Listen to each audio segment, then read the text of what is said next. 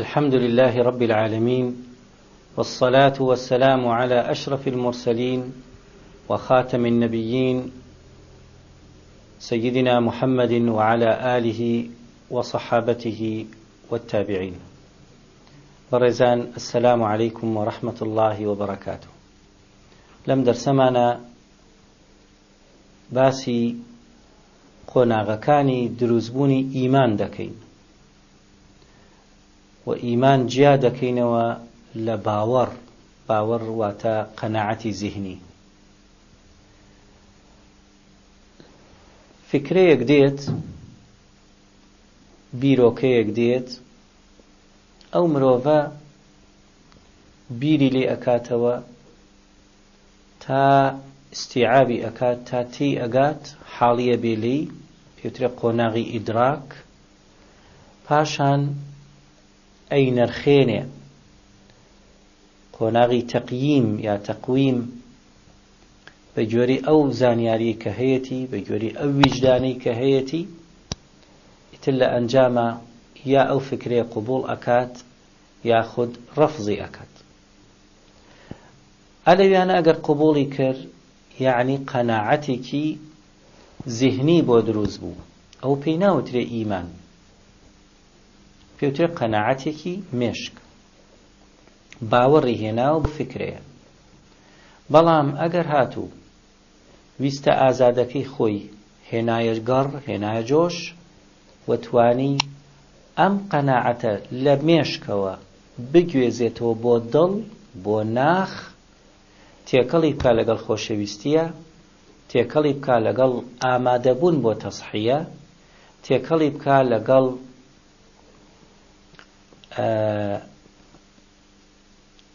ڕەزامەندی بە هەموو نەتیجەیەک و عاقیبەتێک، ئەو ساکە پێی ئەوترێ دڵنیایی، پێی ئەوترێ ئیمان، پێی ئەوترێ قەناعەتی دڵ. و پاشان هەموو هەڵس و کەوتێک لەوێوە ئیتر هەڵەقڵێ، هەموو گۆڕانکاریەک لەویانە دروست دەبێت. هەرچ کاتێ قەناعەت گەیشتە ناو دڵەوە دەبێتە دین. هەرچ فکرەیەک دینامیکی بێ و کار بکاتە حرەکەتی ژیان پێی ئەوترێ دین، لەکم دینوکم وەلیە دین. ئەو دڵنیاییە کە دروستە بێ، واتە ئەو فکرەیە کە تێکەڵە بێ بە خۆشەویستی، تێکەڵ دەبێ بە ناخی ئەو مرۆڤە، دەبێتە ئیمان، دەبێتە قەناعەتێکی قەلبی.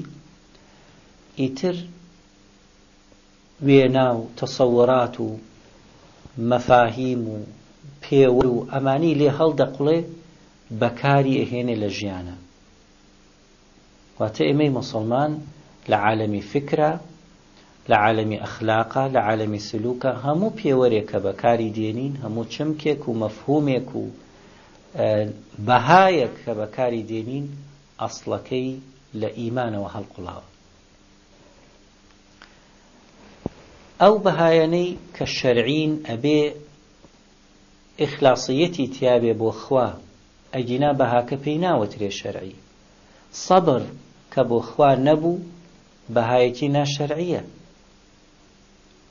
خواردن پێدان بۆ فەقیر و خەژار و مستەحەق و لێقەوماو ئەگەر بۆ خوا نەبێ بەهایەکی شەرعی نییە. ئینەما نوطعیمکم لوجه الله. ئەو ئینەمای حەسری ئەکات ئەم یارمەتی ئێمە بۆ ئێوە تەنها لەبەر خوایە، لا نورید منکم جەزاء ولا شکورا.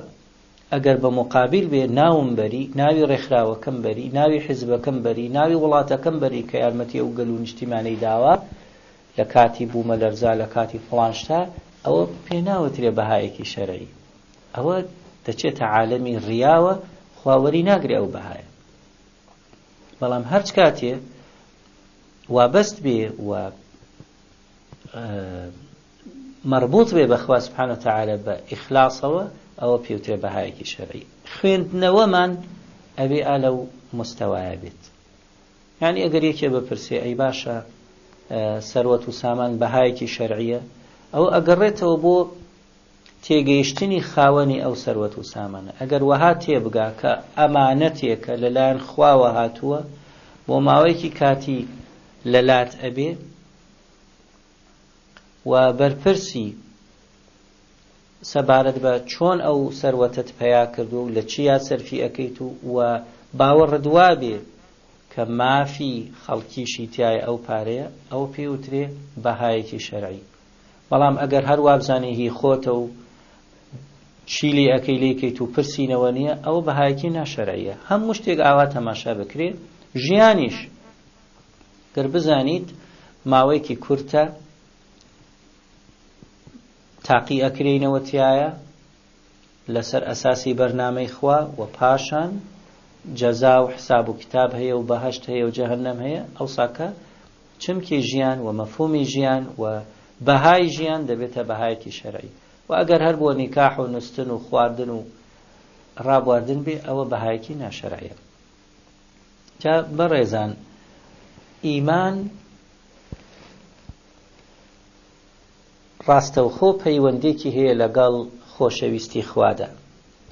چەند ئەو کەسە خوای خۆش دەوێ دەرەجە ئیمانەکەی لەو ئاستایە. لەگەڵ نوسرەتی دینی خوایە، چەند نوسرەت ئەدا بە دینی خوا ئیمانەکەی لەو ئاستا دەپێورێ. لەگەڵ چاکەکردنە، لەگەڵ عەمەلی ساڵحە، لەگەڵ دوورکەوتنەوە لە حەرام، ئەوە پێوەری ئیمانەکەیە.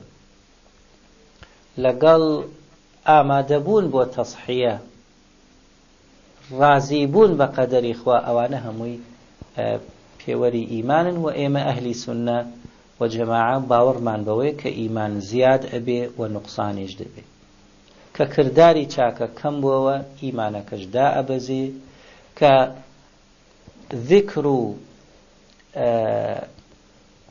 عیبادات کەم بووەوە ئیمانەکەش کەم دەبێتەوە، کە نزیک بووەوە ئەو کەسە لە حەرام ئیمانەکەش کەس دەبێ، کە دوور کەوتەوە لە حەرام ئیمانەکە زیا ئەبێ لەگەڵ عەمەلی ساڵحە ئەوها. جا ئەو ئیمانە دەبێتە سەبەبێک بۆ خوێندنەوەی کەون، بۆ خوێندنەوەی ژیان، بۆ خوێندنەوەی هەموو بەشەکانی ژیان، ژیانی کۆمەڵایەتی، ژیانی خێزانی، دەرونی ناوخۆت، مقابلەکەت و مێژوش. ولكن البر من آمن بالله واليوم الآخر والملائكة والكتاب والنبيين. أو إيمانا أقات أويك النبيينش بخوينيته 124,000 پیغمبر سلام إخوان لسر چیان تۆمار کرد لە زیهنی ئینسانە بە پانتایی ئەو مێژووە، ئەو هەمووی ئیمان ئەی خوێنێتەوە. و لە هەمان کاتیشە وآتى المال على حبه ذوي القربى واليتامى والمساكين وابن السبيل والسائلين وفي الرقاب. ئەڕوات هەموو جۆرە ئینسانێکی محتاج، ئینسانێکی لێ قەومە و هەموو عیلاقاتێکی ئینسانی ئەخوێنێتەوە. ژیانی کۆمەڵایەتی، ژیانی ئابووری، تەعامل. ئەمە ئیمان ئەوە قیرائەیەکە، سەبەبێکە بۆ خوێندنەوەی دەوروبەر.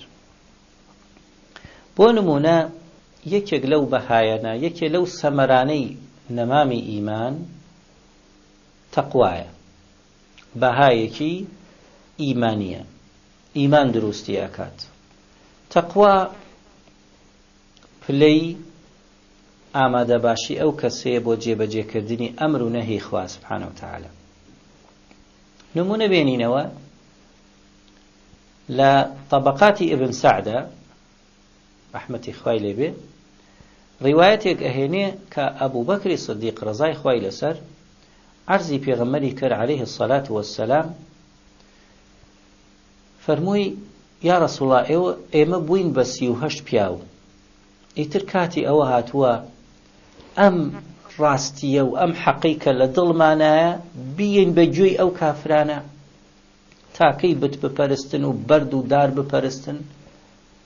پێغەمبەری خوا فەرمووی جارێ زووە 38 کەمە، بەڵام خوێنگەرمی ئەو 38 پیاوە حەماسی ئەو خەڵکە لە ڕادەیەکا بوو نەیانتوانی ئەو سەبرەیان هەبێ هەڵسان بە ڕێپێوانێک بە مزاهرێک بەرەو بیت ئیعلانی لا ئیلاهە ئیلا اللهیان کرد و ئیعلانی شوێنکەوتنی ڕەسوڵ اللهیان کرد عەلەیهی السەلات وەسسەلام. بێ باوەڕانیش هێرشیان بردە سەریان و لێیاندان لێدانێکی بە قووەت و بە تایبەت ڕئیسی ئەم ڕێپێوانە کە یەکەم خەتیب بوو ئیعلانی ئیسلامەتی کرد پاش پێغەمبەر صلی الله علیه وسلم کە ئەبوو بەکری سیدیقە بە شێوازێک پێیان ئەنا بە ورگیا و عەزێتیاندا و پێستیان لێ کردەوە و خوێن و هەموو لەشی گرتەوە تا گەیشتە ڕادەیەک لە هۆشخۆی چوو. ئیتر بە گوێ درێژێک بە بەتانیەک بە سەبەبێک بردیان و ماڵی باوکی دایک و باوکی بە دەوریا دەستیان کرد بە گریان تا هۆشی هاتەوە سەرخۆی. کاتێک کە چاوی کردەوە فەرمووی ڕەسوڵ الله چۆنە، وەزعی ڕەسوڵ الله چۆنە. دایک و باوکەکەی ئەبوو بەکریش بێ باوەڕن مشریکن لەو کاتە وتیان ئەمە فیتی محەممەدە ئاواد لێها بەسایی محەممەدەوە ئاوهاد لێها و هەموو گیانەشکێنراوە و لە جێچوە و بریناریت و ئەمە تۆزێ شۆربایە وتی کە نانێکە بیخ و قومێ ئاو بخۆ وتی وەڵڵاهی دەم بۆ هیچ شتێ نابم تا خەبەری ڕەسوڵ اللهم بۆ نێت. ئیلحاحی لێکردن ناچار ئافرەتیان نارد بەرەو مەککە بگەڕێن بزانن خەبەری ڕەسوڵ الله چییە عەلەیهی السەلات وەسسەلام. خەبەر هاتەوە کەوا شکور سەلامەتە و وتیان دەنانەکەت خۆ ئەوە شکور سەلامەتە. دڵی ئیسراحەتی نەکرد، نان و ئاوی بەجێهێشت بەو شەکەتیە بەو شکاویە بەو بریناریە بەو ناڕەحەتیە ڕۆشت بەرەو ماڵی ئەرقەمی مەخزومی کە پێغەمبەری خوا عەلەیهی السەلات وەسسەلام کۆ دەبۆ لەگەڵ ئەسحابیا دەوێ و بەسەر پێغەمبەرا کەوت عەلەیهی السەلات وەسسەلام و ئیعلانی کەم تەرخەمی خۆی کرد کە وتمان ئیمان عەلاقەیەکی ڕاستەوخۆی هەیە لەگەڵ سلووکە لەگەڵ کردارە هەتا کردارەکە زۆرتر بێ ئیمانەکە پتەوترە کرداری چاکە. ئەم زاتە ڕزای خوای لەسەر ئەم هەموو ناڕەحەتیەی بینی ئیعلانی مەبدەئەکەی کرد و دای بەگوێی بێباوەڕانە و تەحەدای کردن و باجیدا لە لەشی و لە سیحەتی و لە بە خوێن باجەکەیدا لەگەڵ ئەوە شاخ هێشتا خۆی بە مقەسر دەزانێ و بە حساب کەم تەرخەمی کردو. ئەوە پلەیەکی ئیمانی نیشانەیەکە لە نیشانەکانی ئیمان تەقوایە دەرەجەی پابەندبوون بە مەبدەئەوە. جا پرسیارێ بکەین لێرە ئایا ئەو پلەیە کە ئینسان ئەیگاتێ مەبدەئەکەی خۆشەوێ و تەصحیەی بۆ ئەدا ئایا پلەیەکی نەگۆڕە یاخود لەوانەیە دابەزێلی؟ وەڵامی ئەم پرسیارە بەڵێ پلەیەکی سابیت نییە، پلەیەکی عسمەت نییە، زۆر جار ڕێئەکەوێت کە مرۆڤ ئەو پلەیەش لە دەست ئەدا. سەبەبەکەی چییە؟ سەبەبەکەی ئەوەیە کە مرۆڤ 24 سەعاتە تا مردن 3 هێز فشاری بۆ دێنێ بۆ ئەو بیر و باوەڕی بۆ ئەو ئیمانەی. هێزێکیان دەرونیە کە پێی وترێ خۆم، هێزی ئەلئەنە ئیگۆ، لە عوجب و لە غوڕور و لە حەزدێکردنی سەلامەتی و ئەو ئەنانیەتە داوای حسەیەگەکە لەو ئیمانە. هێزێکی تر هێزێکی شەیطانیە بە پیلاندانان و بە کەید ئینە کەید الشەیطانی کانە ضەعیفە وەلەو یا هەرچەنە پیلانی شەیطان لاوازە بەڵام هەر هەیە و بەردەوامە. و لایانی سێهەم فشاری جنس و سەروەت و سامان و ئەفکار و ڕەفیقی خراپ و دنیا بە عمومی منصب و ئەمانە هەمووی 24 ساعەتە کار ئەکەنە ئەو قەلبە، کار ئەکەنە ئەو ئیمانە، ئەیانوێ داگیری کەن و سەقەری کەن. کەواتە ئەو مرۆڤە ئەگەر وریا نەبێ ئەو نەمامە بە شێوازێک پەروەردە نەکات بگاتە ئاستێک دەرەقەتی ڕەشەبای ئارەزوات و شەی